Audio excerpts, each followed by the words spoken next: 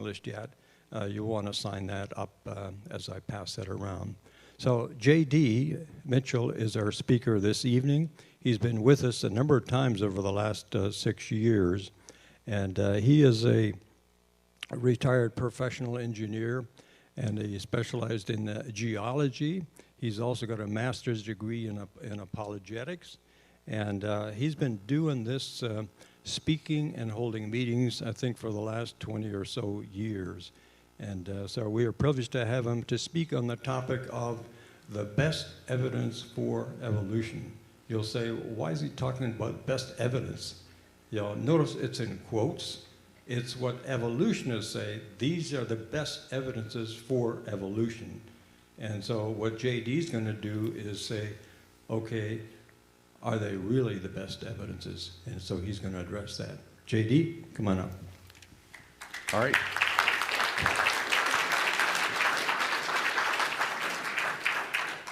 Thank you very much, Heinz.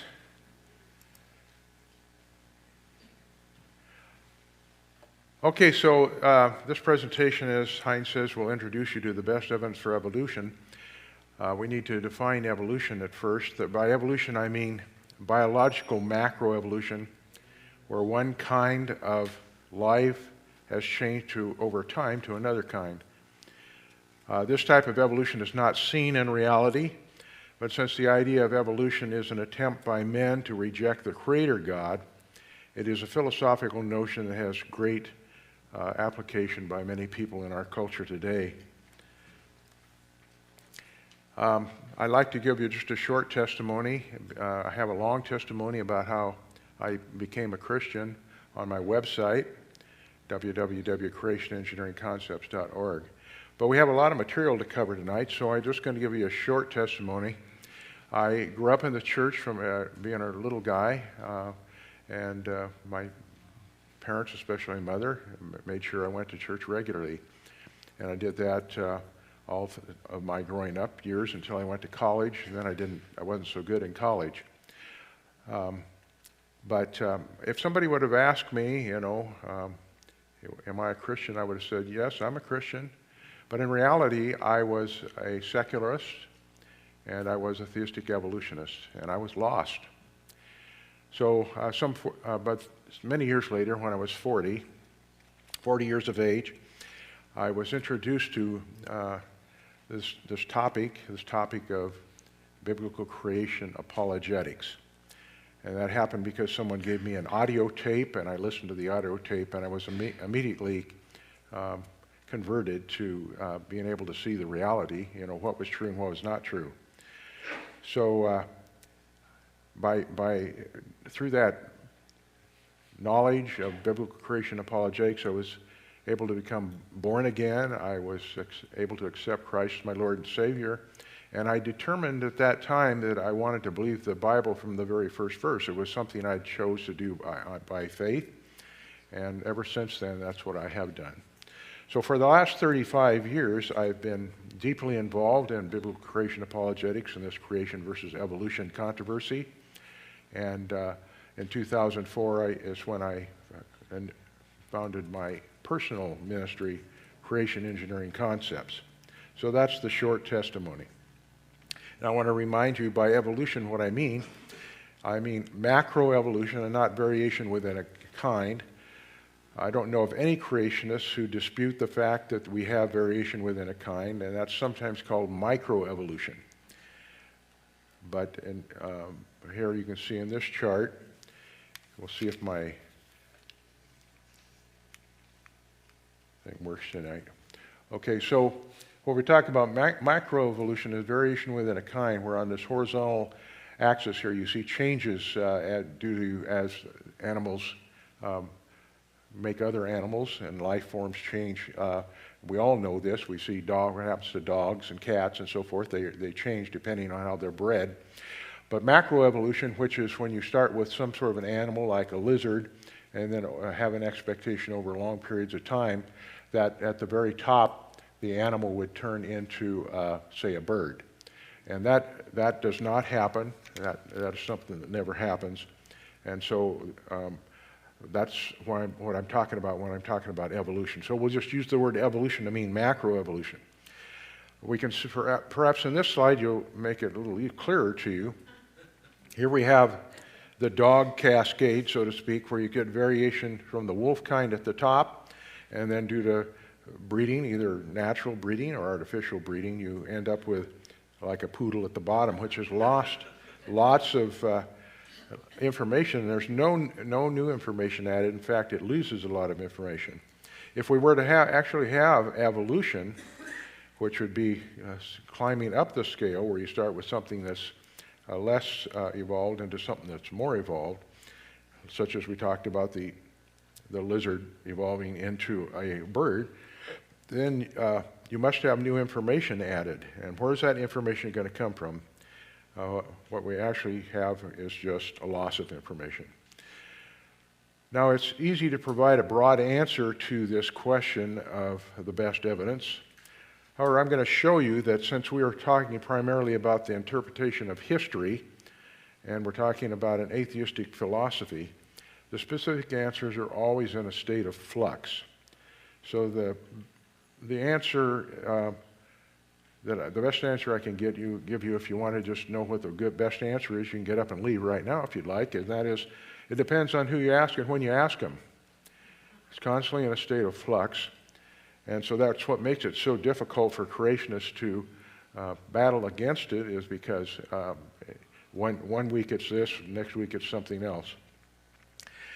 This is the introductory slide for a presentation I did on April 23rd, 2005, not long after having started my Creation Engineering Concepts ministry.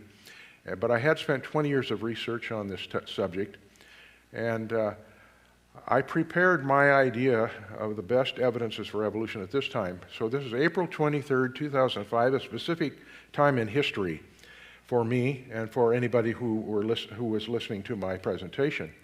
And here's what I had determined by studying the works and the publications of evolutionists as being what they thought the best evidence for evolution was in 2005. Aristotle taught evolution. Darwin wrote an influential book. All real scientists believe in evolution. Species have become extinct. Variants exist among people. Changes have taken place within species. Time can produce evolution. Evolutionary charts prove long ages. Sedimentary rock layers prove evolution.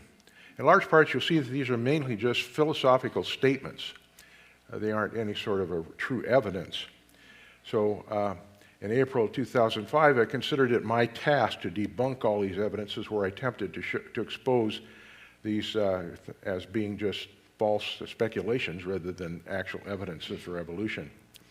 And I believe I did that then, and I believe that I and many others in the creation ministry for all the time since, for the last 15 years, continue to do this over and over and over. But as I mentioned, this idea of the best evidence is constantly in flux, and new fairy tales come up constantly.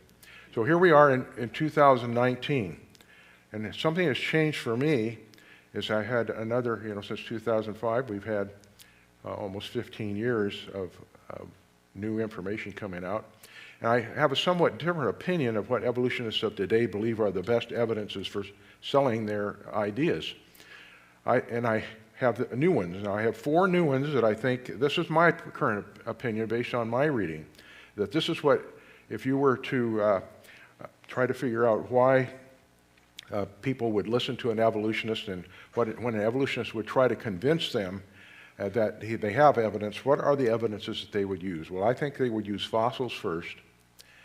They would always have to talk about deep time, because without deep time, no one can be convinced that evolution could ever occur. No one sees it occurring now. No one historically has ever witnessed it. But if you have deep time, then some people can imagine that there might be enough time for anything to happen.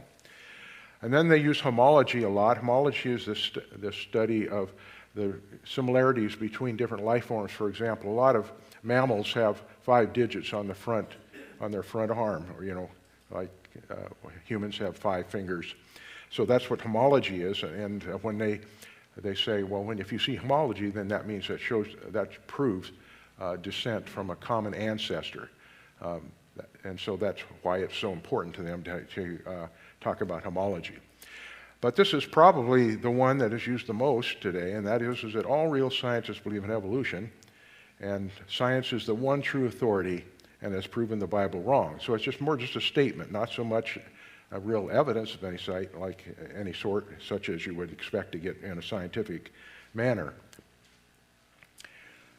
Now, so far as my expertise, I'm in a lot of respects, I'm more of a generalist than a specialist in science and engineering. But I do believe I have expertise in certain areas, and I have this website, creationengineeringconcepts.org website, where I add lots of information on a regular basis, as do many other creation ministries.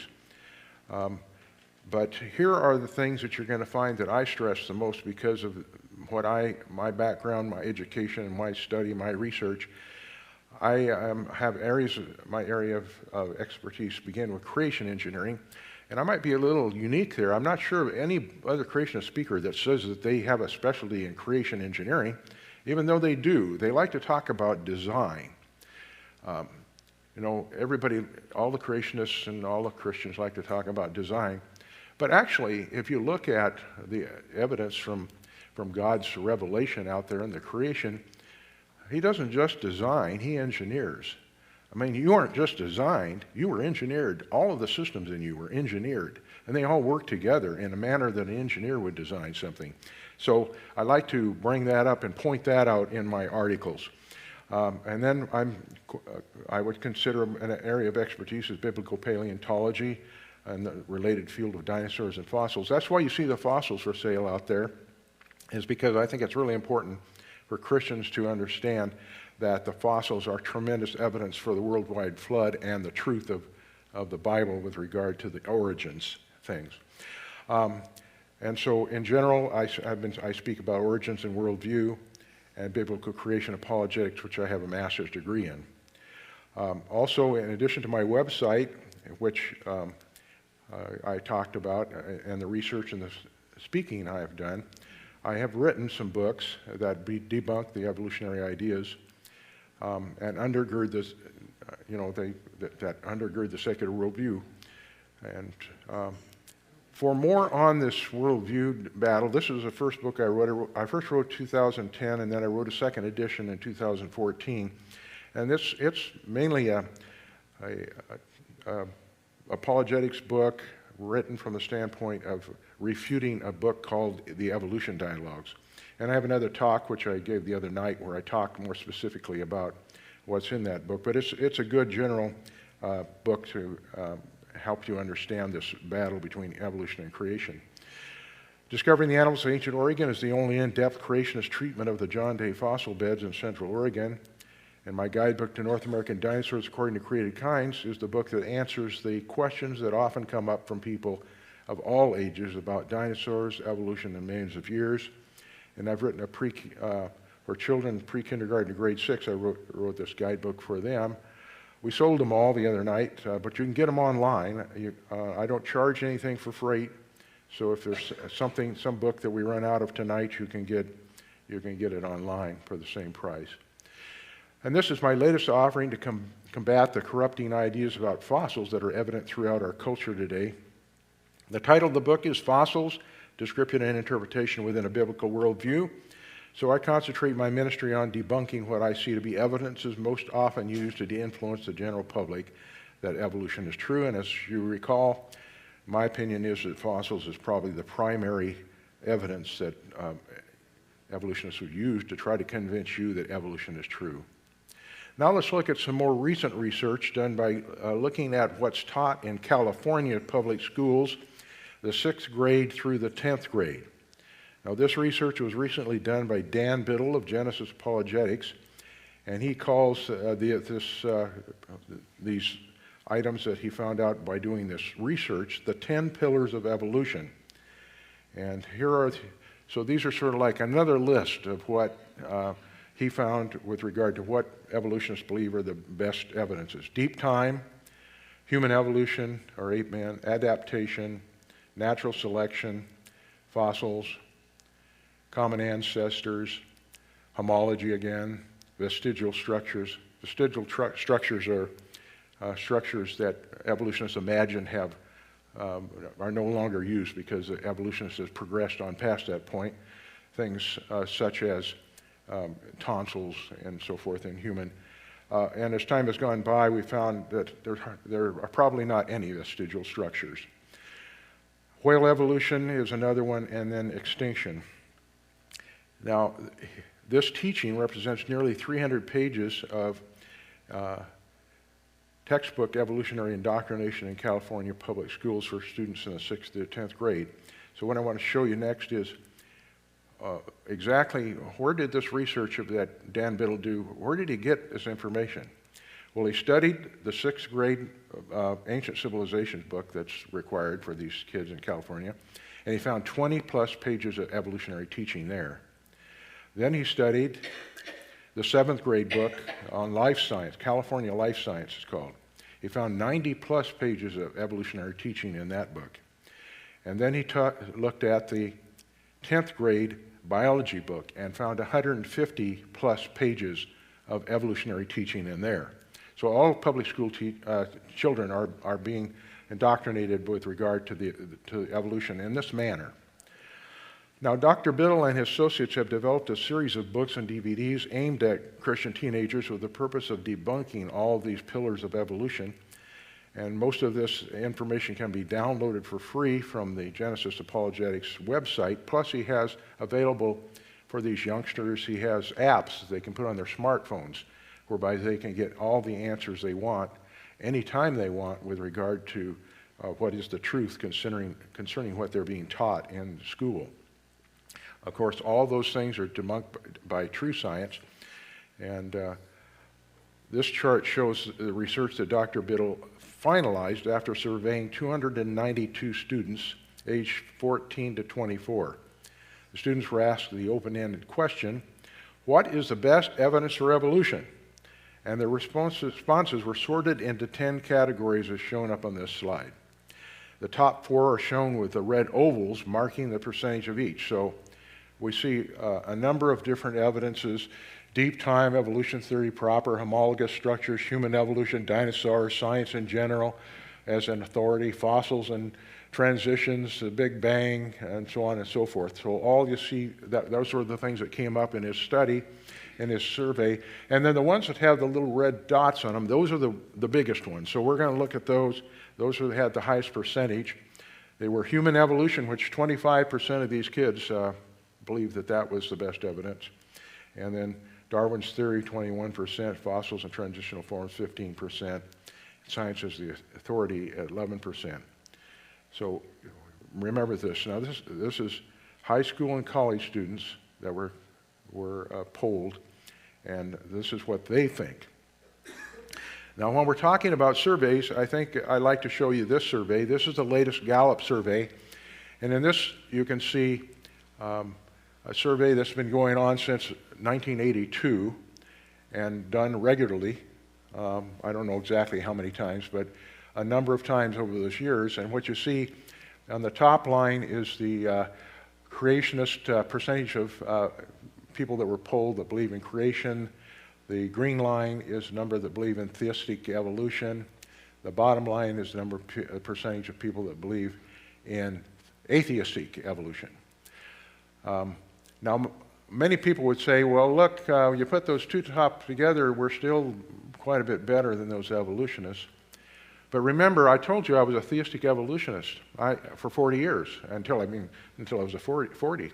So let me tell you that from my own experience, theistic evolutionists, atheistic evolutionists think exactly the same. So I think that it's fair that if we're going to consider what the situation is right now, that we put the red line and the green line together and the blue line, leave it all by itself, and let's compare what's happened since 1982 and through when I started my ministry in 2004 and then to today. So the two vertical lines represent when I started my ministry 2004 and then 2019. And if we combine in 2004 the evolutionists together, we get 48%, and that's a little bit more than the creationists in 2004, 48 to 46. So what happened by 2019? Whoops, it's 55 to 40. So there's not a lot encouraging to be seen in this Gallup survey, in my opinion. So what's the conclusion about that? Well, the only conclusion I would make is that those of us that are in the creation ministry and in the apologetics ministry, such as Hines and the guys that are working with him and all the many people that he brings to talk to you, are having some effect, but very little with regard to the secular world. We're not having too much effect at all there. And I can tell you that so far as my ministry goes, the main thing that I try to do is to be able to encourage Christians to accept their, stay the course, stay with the Bible, and realize that there is really no evidence for evolution out there, no true evidence. But nevertheless, I think this is a bit shocking, because we're certainly not taking the world by supply, in a big way, are we? So let's get back to right now. This question is, what right now is a look at the most convincing evidence in the minds of high school and college students? I think that's important for us because there's our next generation coming up, and many people say we're only one generation away from losing the whole, Christianity could be gone in one generation. Now this date, March 31st, 2019, I should have wiped the March 31st out there. That's just the first time I did this talk. So nothing has changed since March 31st. We could still have October, whatever it is up there. But let's see what we can do about debunking this number one evidence for evolution, that the young people believe human evolution is a true thing. It's been proven, and it's certainly great evidence. Let's look at the resources that I use in order to come up with my talking today. Much of the information is going to be based upon this book, Lucy, The Beginnings of Humankind by Donald Johanson. He discovered Lucy in Ethiopia in November of 1974, and this book was published in 1981 and provides Johanson's description of what he believes is the search for the evolutionary development of man. So you really get the philosophy behind this very famous paleo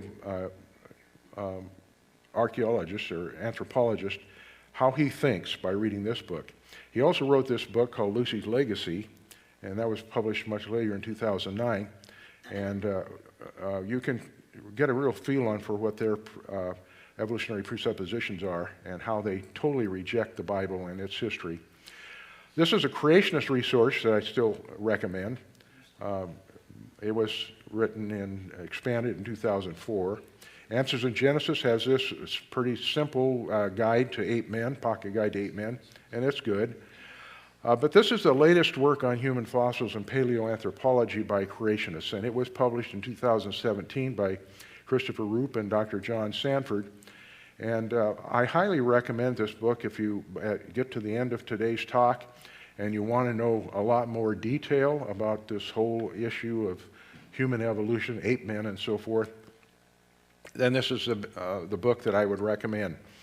I do have a couple of copies, or just 2 copies left out there on the table.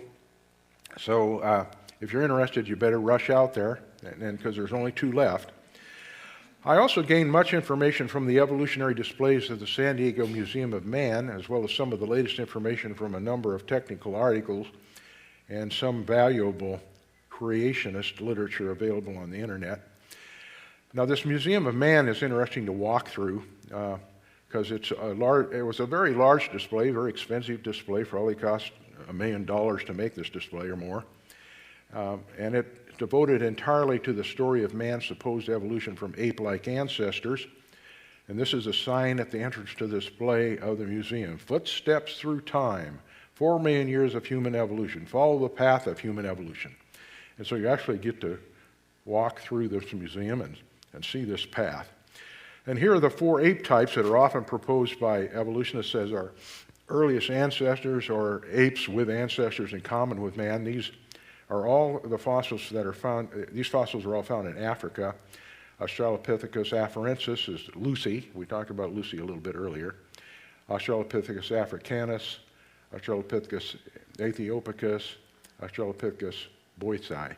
So these are the apes that are often connected over this period of time between 1.5 million and 3 million years ago.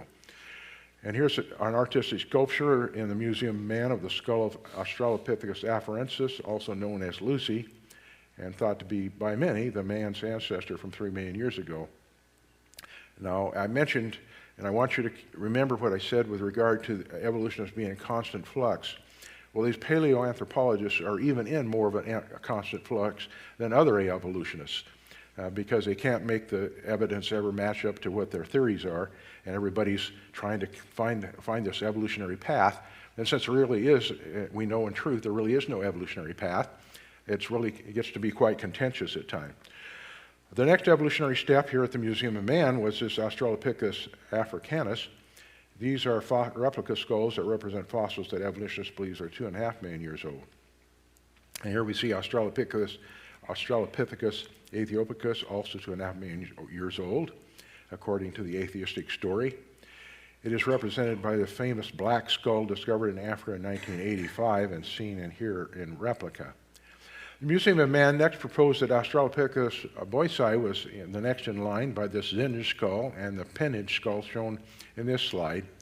In other words, there's two skulls put together in order to get a skull and a jawbone. The skull was discovered in 1959 and the jaw in 1964. The skull is dated at 1.75 million years old and the jaw at 1.5 million years old. So I guess the guy had to wait a while before he could eat. The Museum of Man then continued this footsteps of time through the Homo genera. So we're Homo sapiens, right? And they want to arrive at man. So they start out with this guy, Homo rudolfensis, and they go to Homo ergaster, Homo habilis, Homo erectus, also known as Peking man, Homo erectus, also known as another guy known as Java man, Homo heidelbergensis, Heidelberg man, Homo neanderthalensis, also known as a Neanderthal man, and Homo sapiens, Cro-Magnon was one of the first species that they would actually throw into the Homo sapiens pile. Okay, so here we see this Homo rudolfensis and the Homo habilis dated at 1.8 million years and 1.9 million years ago. They were both discovered in the 70s by Richard Leakey. Homo ergaster shown in these two skulls at the Museum of Man is dated at 1.6 million years. Here's Homo erectus, also called Peking man and Java man, and these are dated at 400,000 to 800,000 years. And this Homo heidelbergensis, represented by fossils found in Germany and Africa. Thus, they have the same Heidelberg man and Rhodesian man. They're both given the same species name, but they have Heidelberg man and Rhodesian man are what they're called. And they're dated from 130,000 to 500,000 years. And next is a famous Neanderthal man from Europe dated at just 47,000 years. And here we finally get to the idea that Homo sapiens popped into this situation some 30,000 years ago. And the final display in the progression shows how far we've come in just under 2 million years so far as the Homo genus. So now that's the evolutionary story that was shown in the Museum of Man in San Diego. I like to show that because they spent a lot of money to make that display, $1 million or more than $1 million to put that all together. And if you were to go to other museums, you might not get exactly the same story, but you get the same idea. Either man evolved directly from some sort of an ape, or both the apes and man branched off from some common ancestor prior to that. But the difficulty is that they cannot find this common ancestor that the apes and man have. They just can't find one. They can't find any bones for him. So that makes it real tough, doesn't it? Because they're pretty sure that the apes are a little bit different. They're enough different from man that one couldn't have evolved from the other. They don't. Most paleoanthropologists do not believe anymore. At one time they did. They don't believe that men evolved directly from apes. They believe that the two came from some other common ancestor, which has not been found and which we can expect never will be found. But let's concentrate on the number one hominid of paleoanthropology. That's Lucy. It's the most famous of all the African ape fossils. And we need to take a look at Lucy because Lucy is still the most famous ape that you'll find anywhere. And every museum will have a display on Lucy. And it's interesting to know how Lucy got named. So when Johansen was out there digging up these bones, the Beatles had a famous song, Lucy in the Sky with Diamonds, and that was playing in the background, and so that's how they named this. Nobody knows whether Lucy was male or female, but she's been given this name Lucy just because of that Beatles song. So the first thing we need to know, secular scientists of the day teach that man first evolved from an ape ancestor on the African continent about 2 million years ago. Along the eastern edge of Africa, running north and south, is this rift, this giant rift. And it's known as the Great Rift Valley. This valley cuts through Tanzania, Kenya, and Ethiopia, and is the area where most of the so-called ape-man fossils we hear about have been found. On this map, I'm going to mark most of the locations where these fossils have been found. Lucy's found up in Ethiopia in an area known as Hadar. And we'll see this map again later. And this is a slide of Hadar, of the dig site, which gives us an idea of the terrain where the bones of Lucy were discovered by John Anson and his associates. Now, I talked about hominids. I didn't tell you what a hominid was. Well, here's a definition. You've got to realize that when you hear hominid and hominin, those are two very similar words, hominid and hominin. These are evolutionist terms. These are not any terms that a creationist would ever use on his own, because we don't believe that there is any member of the primate family Hominidae, which includes man and his fossil ancestors. So what hominids are is any Australopithecus or any Homo, where Australopithecus is a genus name for ape-like bones, and Homo is a genus name for human-like bones. And most of the time that I've done, my reading that I've done, hominid and hominin are sort of used interchangeably. But there is one definition of homin where we get a little different determination of what the definition of hominin is, and that's any reputed ape-human intermediate. Okay, now that's a hominin. You're going to find out that there aren't any of those either. But people like to talk about hominins, and so we need to understand what the word is. Now remember what the Bible definition is. In the Genesis, we read that in the beginning God created man in his own image. Jesus Christ and the apostles confirm this fact in the New Testament. According to the Bible, God did not create an ape and then that later evolved into a man. And there's nothing in the Bible that indicates that God looks like an ape. So we are, all of these ideas of ape men are outside of God's word. In this 100-year-old phylogenetic chart, we can see the ideas of racism and monkey to man have been a part of the anthropologic community since the mid-19th century. Ever since Darwin, there has been, Darwin not only wrote a book called, The Origin of Species, he wrote one, The Descent of Man, whereby he talked specifically a lot about his belief that man evolved from apes.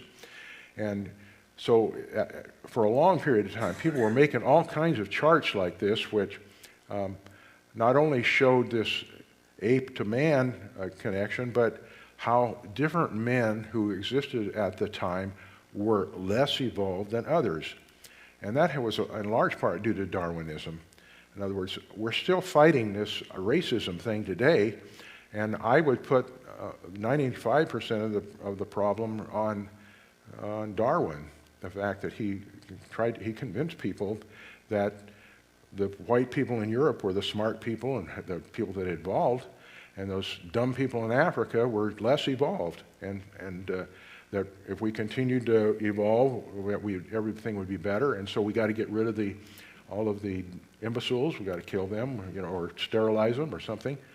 Well, even now, even today, this is not now, this is 1966, but we continue to see this racism type connection, this racism component to this ape-man discovery, these bones that they pull out of the ground. And it's, we see these iconic hominid evolution. This is from a high school modern biology textbook. You'll see this you'll see this iconic chart in almost every high school and even junior high now, and I've even seen it in grade schools where you see it in the library, this iconic descent of a man from the apes.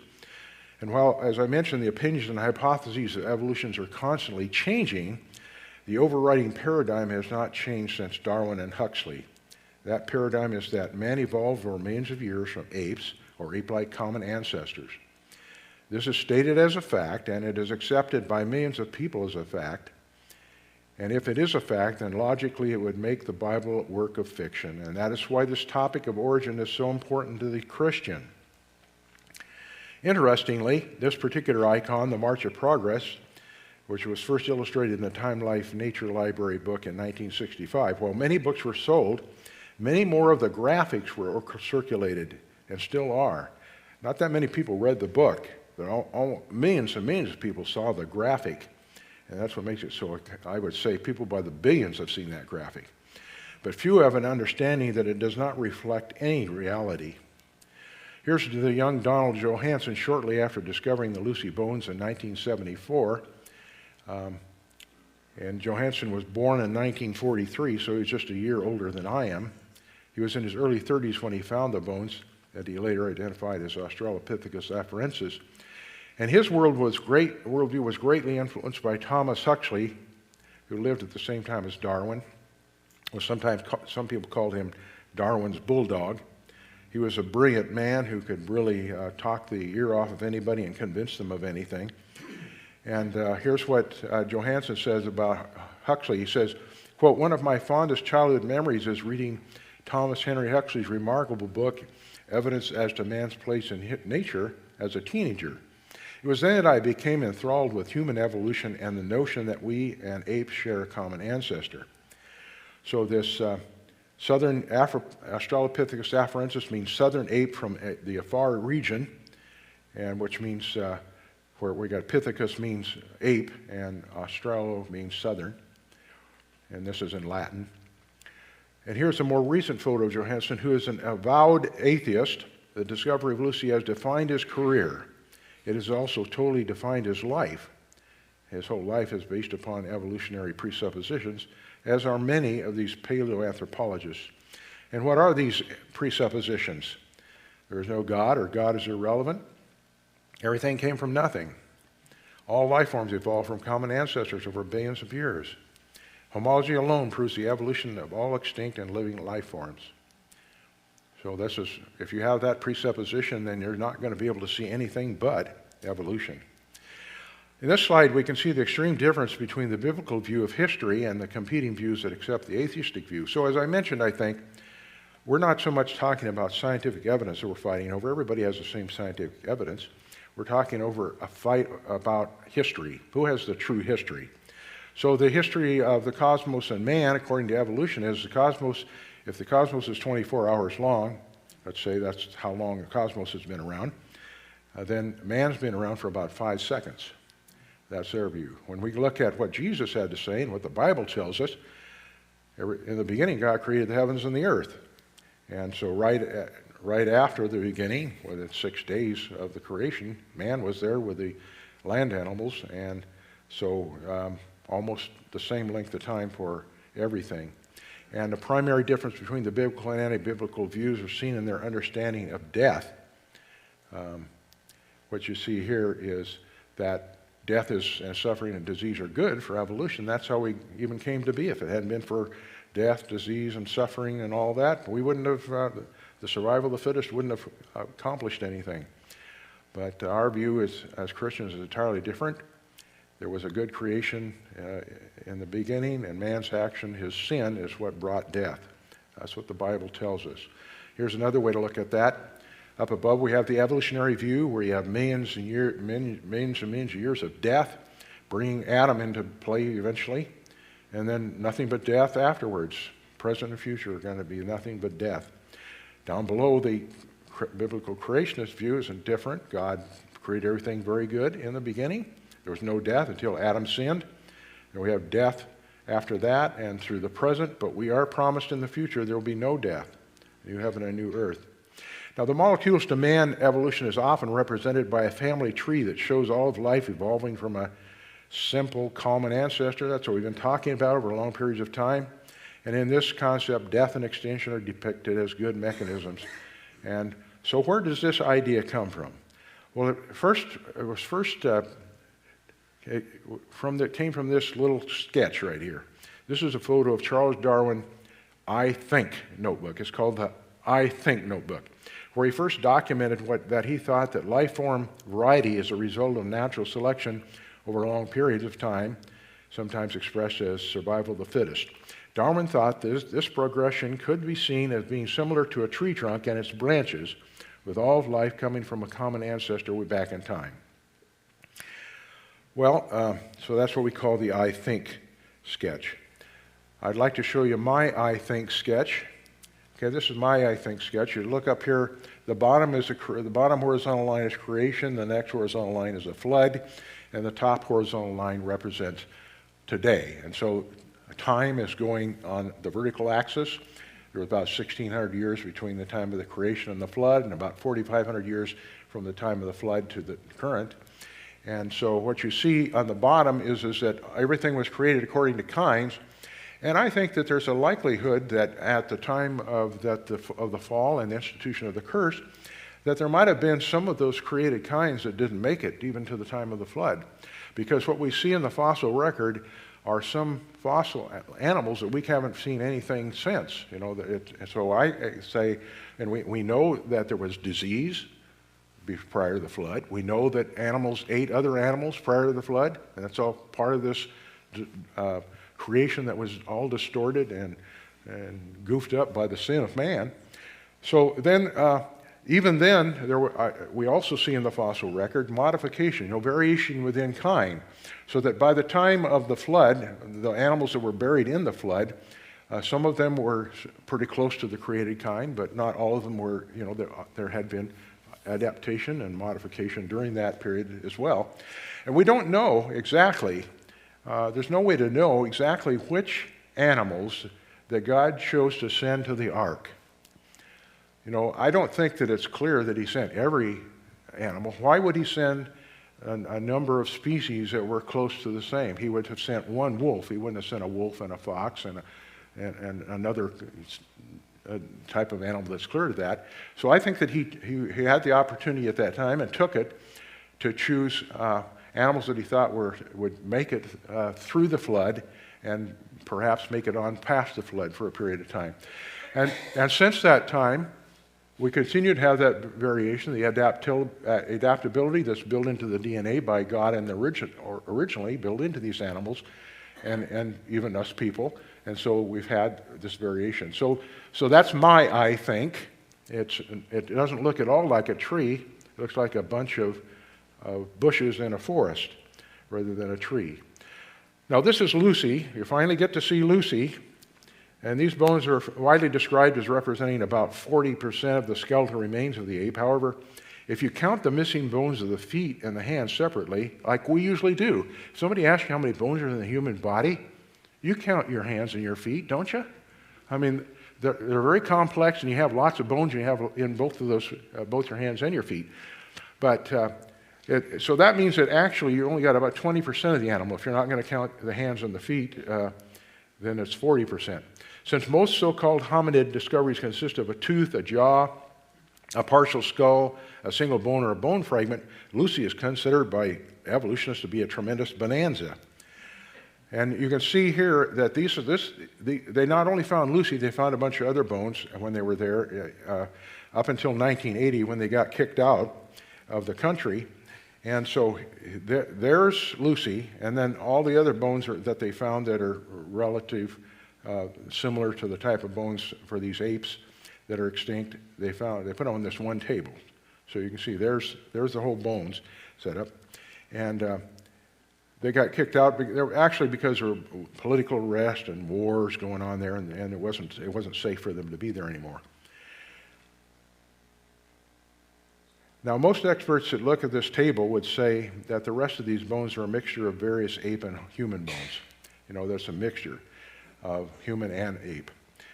If we look at Lucy on the left and a chimpanzee on the right, you can see sort of a comparison of size, because chimpanzees are similar to size to what Lucy was.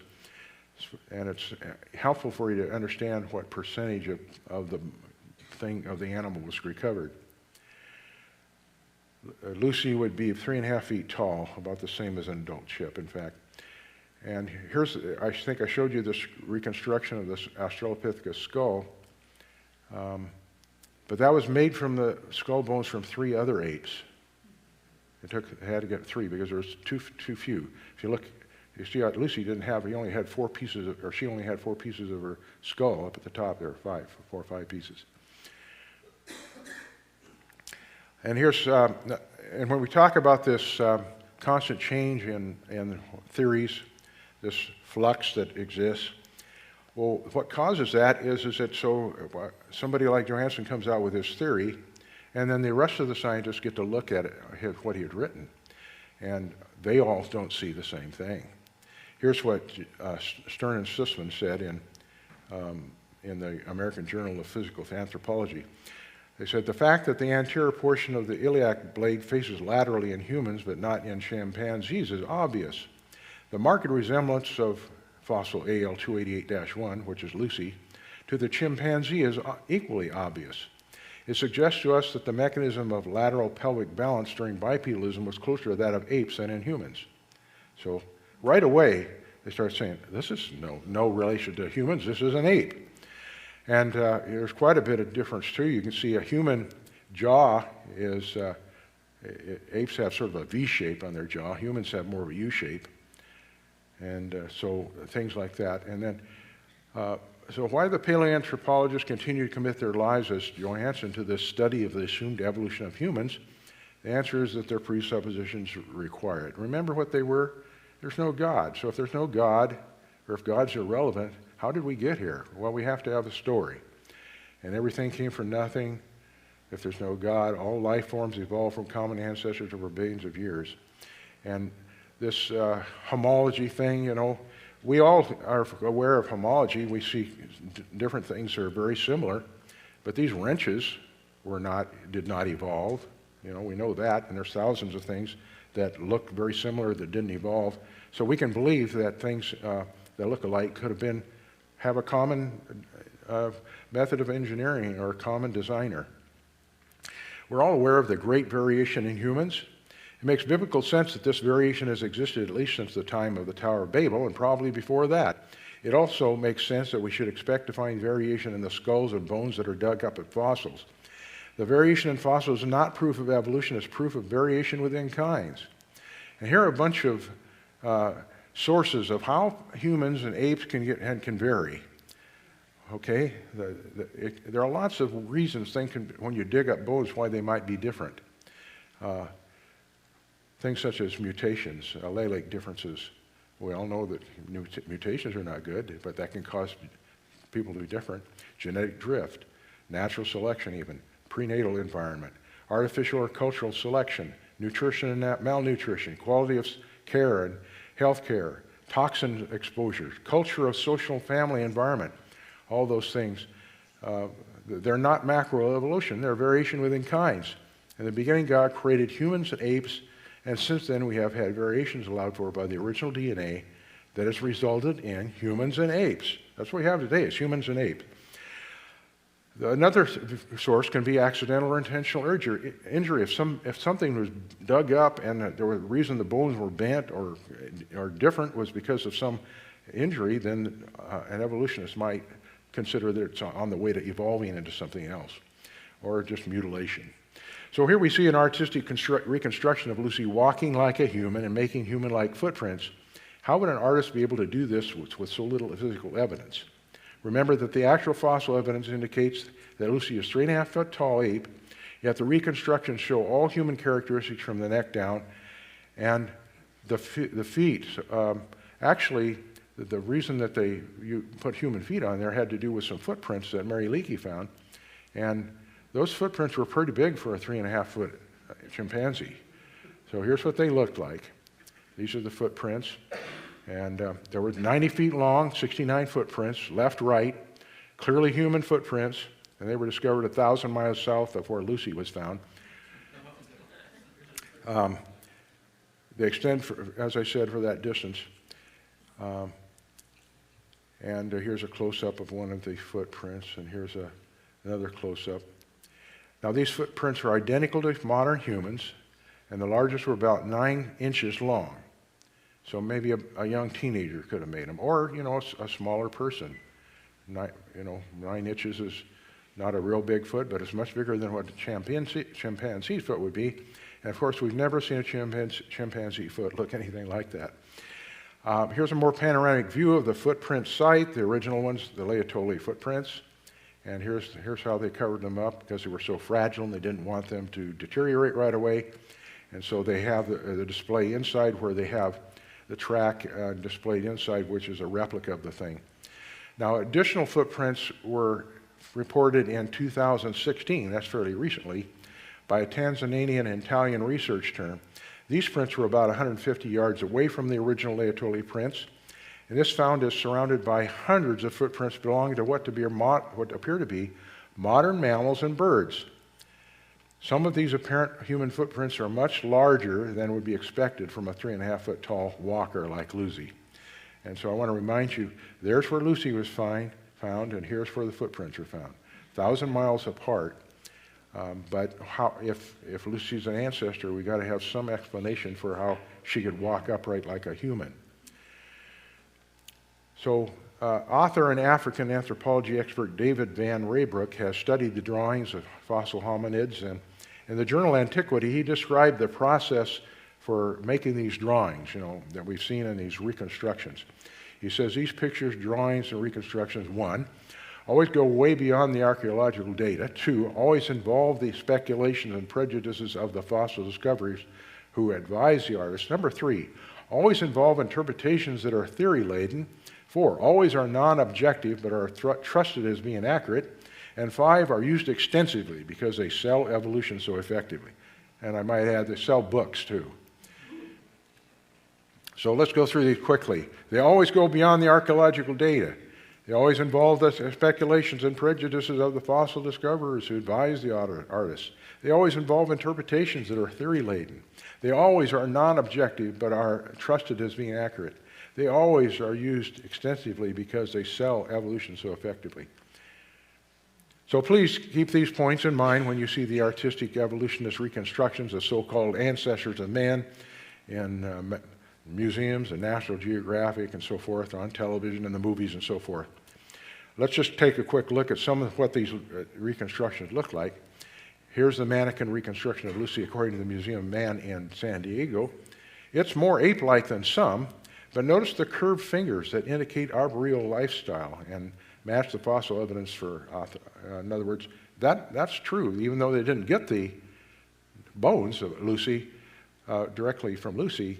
This is a true representation of the fact that her fingers are curved like a chimpanzee's and other apes would be. Here's another one.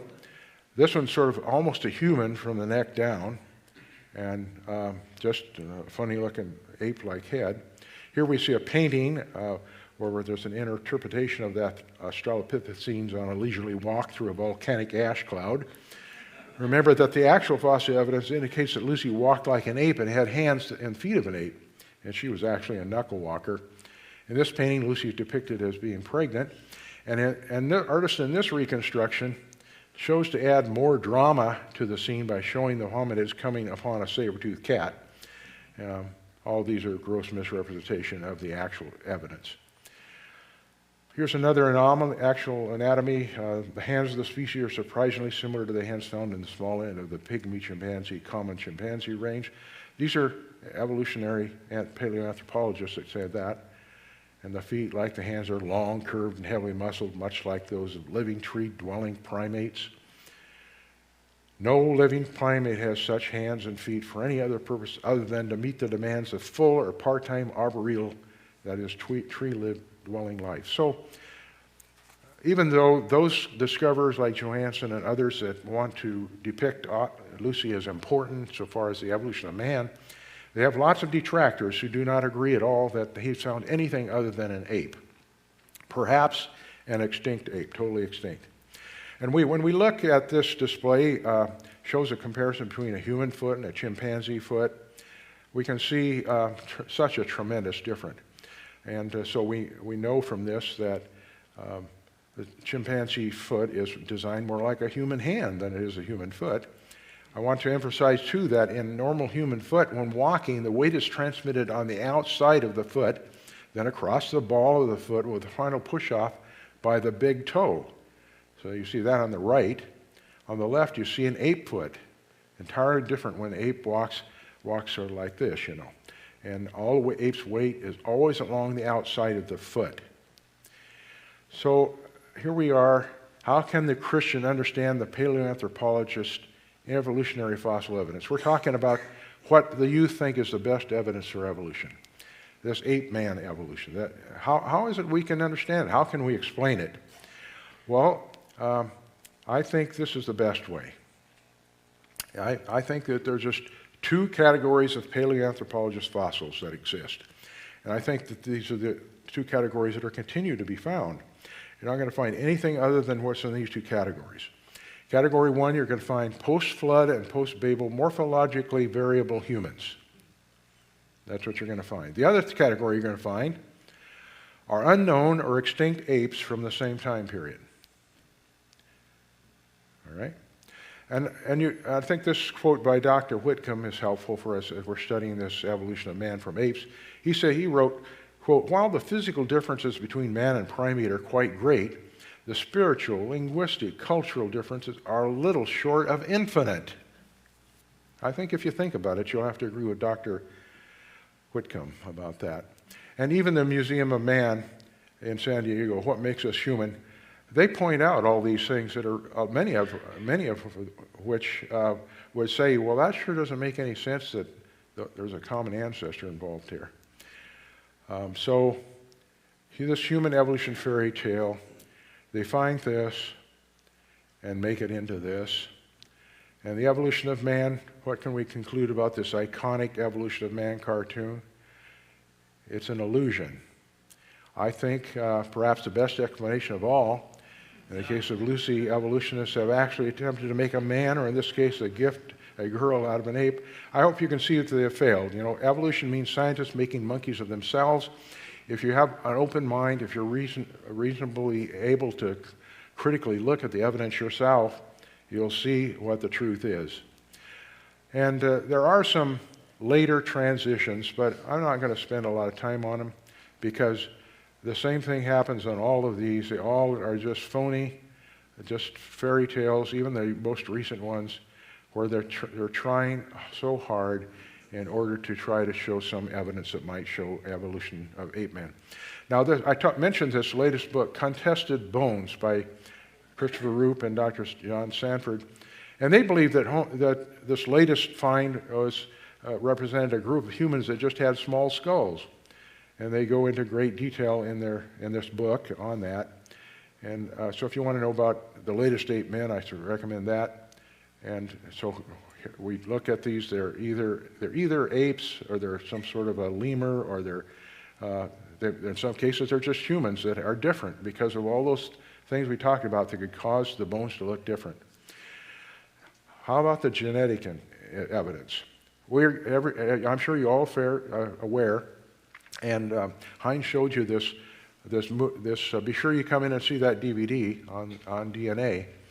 And what about the genetic evidence? Is it different? Is it somehow different than the bones? Is there something we can learn from that? At one time, we were told that the human and the chimps had 99% similar DNA. As time has gone on, that's been proven to be completely wrong. Quite different. DNA is a lot different. And here's what Dr. Sanford says in the Contested Bones book, he says, contrary to popular opinion, the genetic evidence does not support ape-to-man evolution. In fact, it strongly refutes it, and he's a geneticist. And that's what he says in the book. And this is their Roop and Sanford conclusion statement, one of the conclusion statements I think I found important. They said, all the major paleoanthropological claims for the last 50 years are now in doubt, all of them. The modern theory is clearly in a state of disarray and confusion. So that's from what they write in their book. So I would say we've completed our look at the most relevant aspects of this evidence for human evolution that these high school and college students thought was so convincing. And I hope you agree with me that we have debunked that. I want to remind you, here's what I think you should remember, if nothing else, that when you look at any new evidence for supposed ape-man from the fossil record, just look to put it in either Category 1 or Category 2. And I think you'll be able to do so, even on your own. And quickly, finally, evolution is not science. It's a philosophy or religion. If it was really science, then the scientific method could be applied to it, as demonstrated in this diagram. What you see is this scientific method is an ongoing process. You're constantly making observations, thinking of interesting questions, formulating hypotheses, developing testable predictions, gathering data, and developing general theories. Then you keep going, and somebody can always disprove your theory at any time. So it's an ongoing process. And if it's science, you have to have all that. The problem is that evolution does not make observations because there's no evolution to observe. They can't develop any testable predictions because there's no way to predict everything that they ever want to say has to have happened in the past. You remember I told you we're fighting not over scientific evidence, we're fighting over history. So they can't do any sort of testing and, okay, let's test and see if we get any evolution. There's not going to be any evolution. And they can't gather any data to test their predictions because they're not going to find any. So this is what they do. This is not the scientific method. Evolution is not observable, it's not testable, it's not replicable, it's not falsifiable. So that brings us to this. Whose history are you going to accept? God's history from the Creator who was there and cannot lie? Or man's history from those who were not there, whose history is fallible and constantly changing? And that is the end of my presentation. I hope we have time for some questions.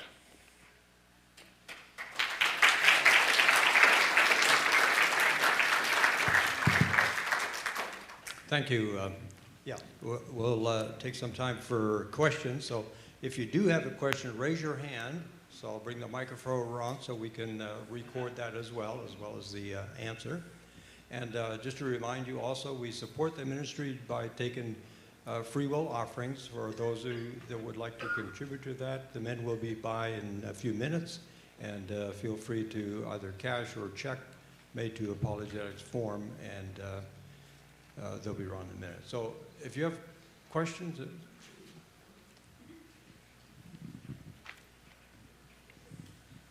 If I can ask two. The first one has to do with the photo you had up there about the Lucy bones, and it showed hundreds of bones found, and only a small number of them were arranged in such a way as to call it Lucy. How did they justify any given bone as to where it came from? I mean, as to which creature it goes with. In other words, couldn't that have been a whole bunch of Lucys?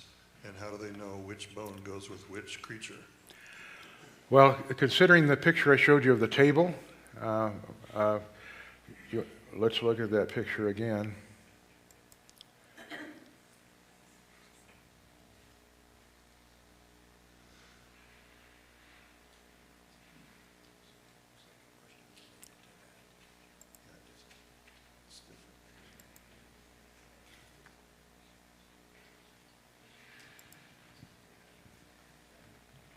Okay, that's what we're talking about? Yes. So the reason that they were able to put Lucy together was because they were sufficiently convinced that they were close enough together. They dug them up in the same real close proximity. The others were not put together because one was found here, one was found over there, one was found up here, one was found down there. Because they certainly would have put them in some sort of order if they thought they could. But what the current belief is that not only were some of those ape bones, but some of them were human bones. So it makes sense to us, right? It's no problem for us to comprehend the fact that you could have human bones and ape bones together at the same time, because we know that humans and apes lived at the same time. All of humans and all of apes lived at the same time. But for somebody who has presuppositions that the only way that origins makes any sense is for there to be this evolutionary story, they cannot imagine, they cannot comprehend that there could be any human bones down that deep, that they just can't be. And so it's really tough for them to realize that and to understand that. Okay, so just basically based on location where they found them, presumably they found them laid out in exactly that form, right, up in the ground, so that they knew that, you know, one bone went. Well, not necessarily, but you have to realize that these people are experts in anatomy, paleoanthropologists. They really know a lot about bones and how they all fit together and the differences between animal bones and human bones and so forth, especially if they're in the same area. So I would not doubt that particular skeleton or those skeletal elements, I would not think we have any great reason to doubt that they are from the same skeleton. But as I mentioned, when they went to to figure out what the whole head looks like, they've never found a complete skull of Lucy. But they found a number of portions, and so that meant they had to put them all together. So in that case, I would have doubt that they may not have Lucy's skull correct. You know, it may be a little different than they put it together. You can imagine if I took a woman's skull, a man's skull, and a child's skull, and tried to make them all fit together, that there might be some problems with it. And you can expect that not all the skulls of these bones of these animals are exactly the same size. If people are different people have different shapes, so do different animals have different shapes so far as all their bones in their skulls. So. Okay, yeah, I just wondered if the bones are wildly disarticulated, then how do you put it back together? But we'll go with that. The other question has to do with not only these bones, but any of the other finds that they claim are evidence for this organism or that. Are these actual remains of bones, or are these fossilized? In other words, are they permineralized? Are they just rock, or are they actual bones? Because if they're bones, then you can do testing for carbon-14, you can do testing for possibly some biopolymers, you know, proteins, DNA, yeah. whatever. So, well, mostly they are bones. I would say in some cases they're permineralized, but mostly they're not. Keep in mind, let's look back at one other thing real quickly here.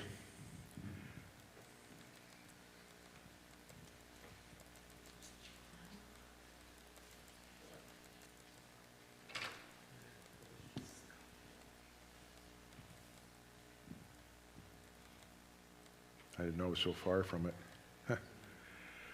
Okay, I want to look at this.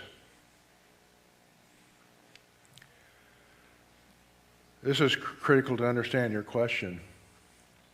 Post-flood and post-Babel morphologically variable humans, unknown or extinct apes from the same time period.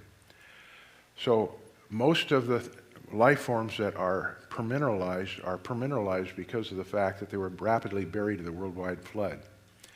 So my experience is that fossils that are found that are post-flood are seldom permineralized. They can be, but they seldom are.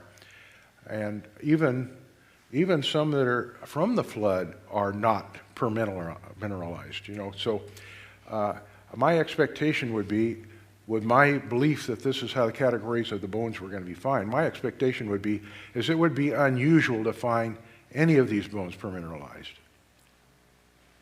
That would be my way I would answer that. Okay, another question here.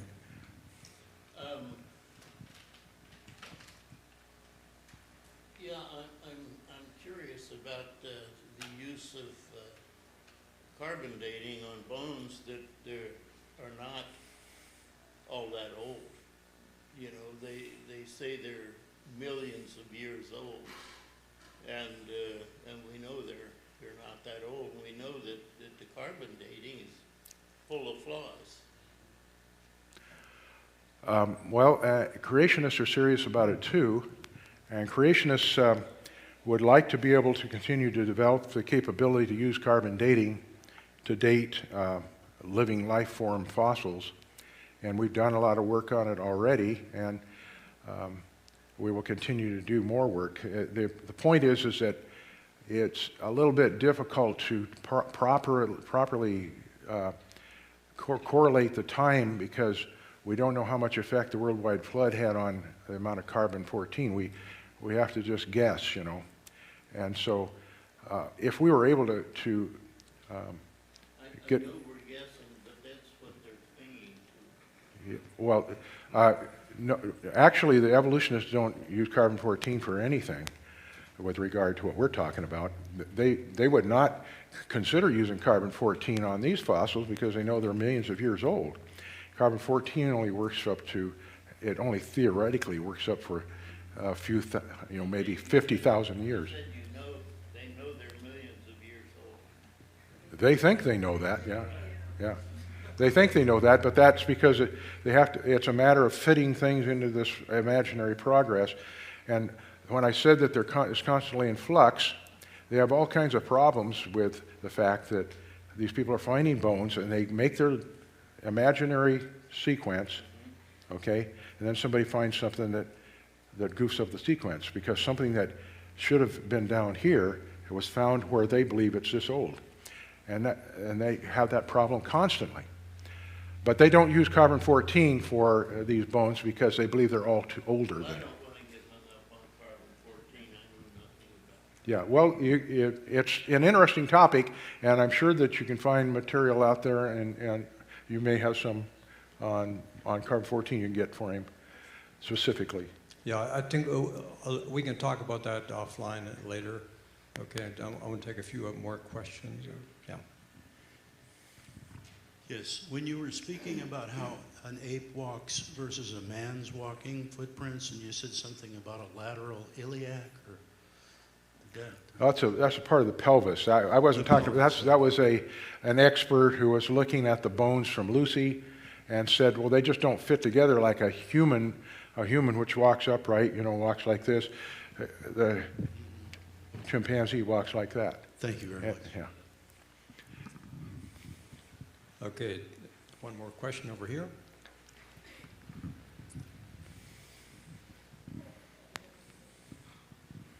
Yeah, I'd be interested in knowing what your response to someone who says that the majority of real scientists and real science goes along with the evolutionary theory.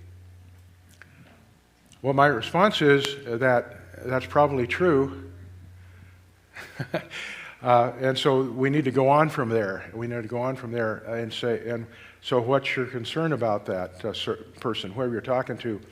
Do you believe that truth is determined by a show of hands? Do you believe that the majority always determines what is true?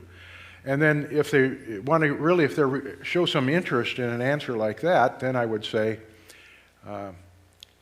do you realize that in reality, if you read a lot of scientific literature, the reality is that most of the experts in particular fields who are evolutionists believe that evolution is proven by somebody else's evidence in some other field. They don't particularly see it in there, but they believe somebody else's evidence.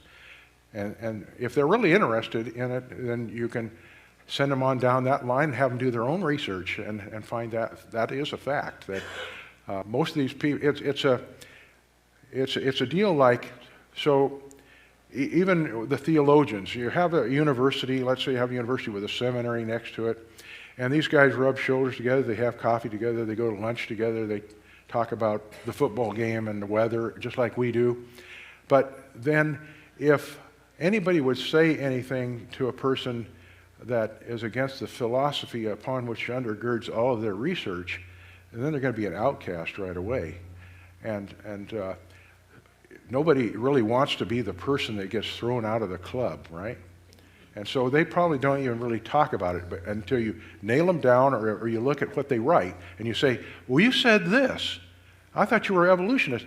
Well, I know, but that doesn't prove evolution. But Joe in astronomy, he's proven it. The guy over in geology, he's proven it. And so that's how they get by that.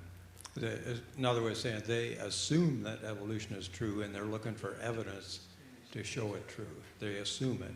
When we talk about real scientists, who are the real scientists? Who defines who the real scientists are? Yeah, another good point. Yeah. Sometimes it's a self-selected peer group. Yeah.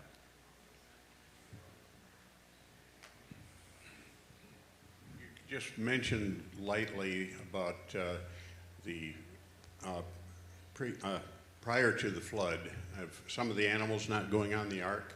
Does that have to do with the dinosaurs and such that No, what I meant there was that, for example, I have studied the actual dinosaur fossils that have been found in North America. That means in Canada and the United States primarily.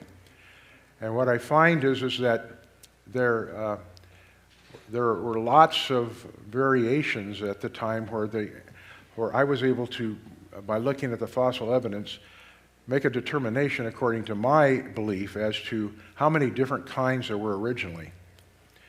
And so, whereas evolutionists might say that there are hundreds or thousands of different kinds of genus names for dinosaurs, I came to the conclusion that there were only 15. Other creationists have come up with there being as many as 50 different kinds in the whole world. But I said I think the fossil evidence found in the United States and Canada represent only 15 different kinds. So that means, though, when you look at the fossil evidence, you'll find a pile of bones that are very, very similar. But the evolutionists like to separate them out for many reasons. They like to split them up because every time they come up with a new name, they get to write a new paper and they get more grant money and so on and so forth. But also it helps them believe in the evolutionary story.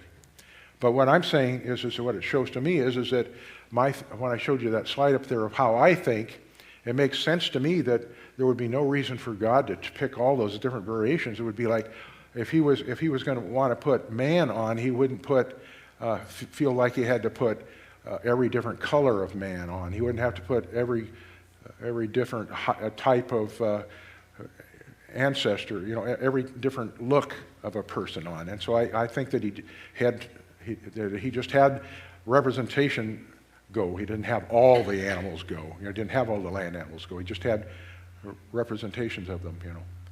That's what I was trying to get across. I hope that came through.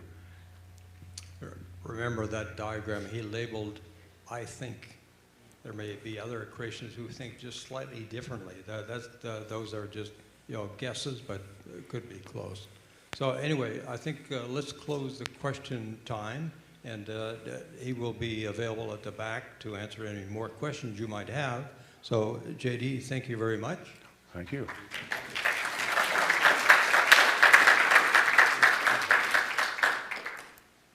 Okay, let me just wrap up then. JD referred to Genesis Apologetics, run by Dan Biddle in California, and he's done a lot of work to address what our children are taught in school, about evolution, and they're taught it's a fact. You can't question it. There are answers to that, and Dan Biddle has produced a mobile app that has answers to a lot of the questions about evolution.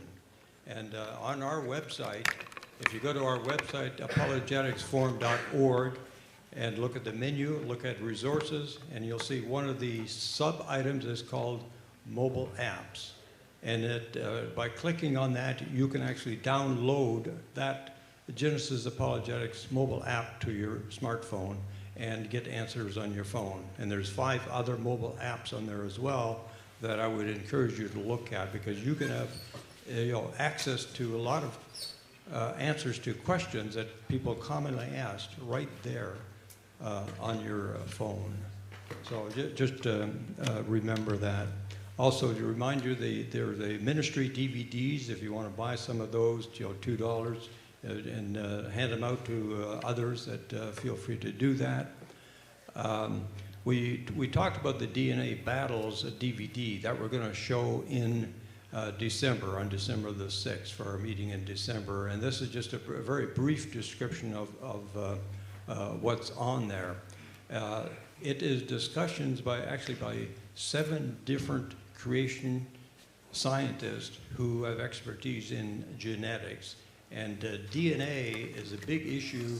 DNA contains information, it contains programs which makes life possible. And evolutionists, you ask people like Richard Dawkins, where does that information come from? That's in the DNA. They haven't a clue. They cannot explain that. And so those kinds of things will be addressed on that DVD. I'll tell more about that at our next meeting in November. And in November, remember, we have Paul Taylor coming, who is the director of the Mount St. Helens Creation Center down in the southern part of the state, and he'll have a lot to say about things about the museum and other things about, again, evolution and creation. So take advantage of looking at the things that JD has on his table there, and look at the other resources available, and of course, avail yourselves of the refreshments back there as well. So let me just close in a word of prayer, and we'll be dismissed.